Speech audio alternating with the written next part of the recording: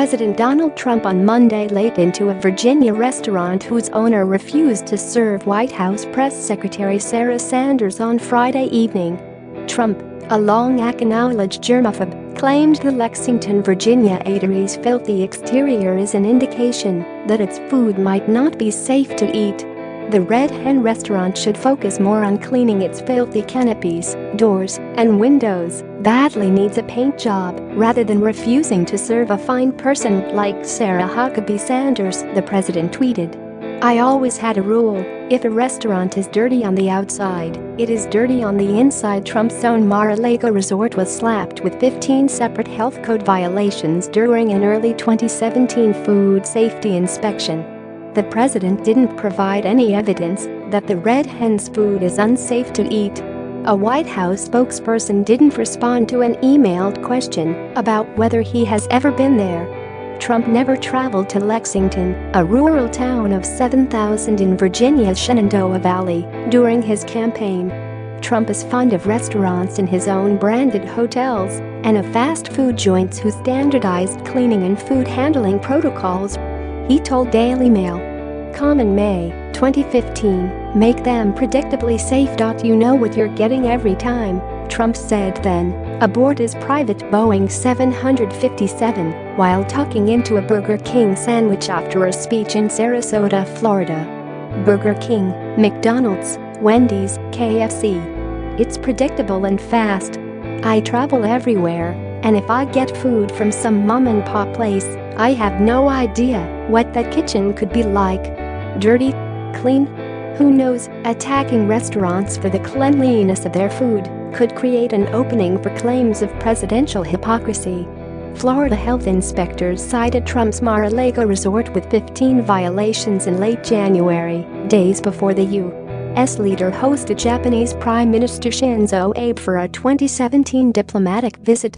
Still, the state inspectors allowed the luxury resort's main restaurant and beach club grill to remain open as staff scrambled to make several immediate corrections.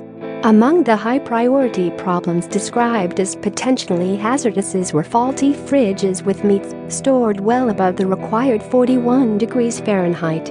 For example, in the restaurant's walk-in cooler, the duck and beef were measured at 50 degrees, while a ham was at 57.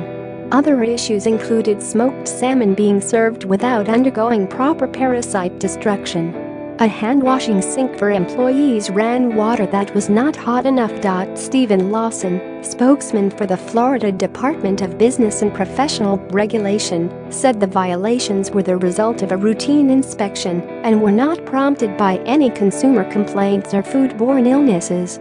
The infractions were corrected on site, and the establishment was immediately brought into compliance, Lawson said at the time.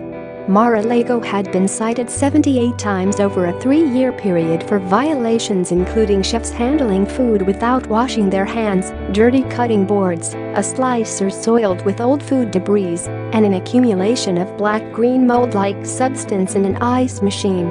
The Red Hen passed its most recent food safety inspection this year with flying colors. In 2014, however, inspectors noted that the staff needed an explanation about why it might be unsafe to serve mushrooms that were gathered in the wild. They were also found storing raw thawing meat above the cookie bars, where juices could drip on them. And kitchen staffers were caught storing fresh food in refrigerators without marking them with expiration dates. A Red Hen employee posted online Friday night about Sanders' ejection. She confirmed it in a tweet later. The senior Trump aide said the restaurant's owner asked her to leave because I work for at POTUS and I politely left. Her actions say far more about her than about me. I always do my best to treat people, including those I disagree with, respectfully and will continue to do so, Sanders added. Red Hen co-owner Stephanie Wilkinson told The Washington Post that she had polled her employees about whether to boot Sanders out and got an earful from those who were gay, particularly about the Trump administration's policy of barring transgender Americans from military service. Sanders is a committed Southern Baptist and her father, the outspoken former Arkansas governor.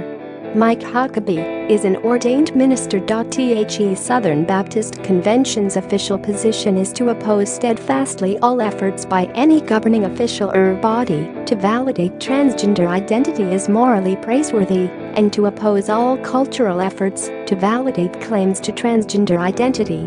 The Post's editorial board wrote Monday that anti-Trump businesses should hold their noses and serve aids to the president because the backlash might ultimately affect liberals when the political tables are turned. Those who are insisting that we are in a special moment justifying incivility should think for a moment how many Americans might find their own special moment, read an editorial.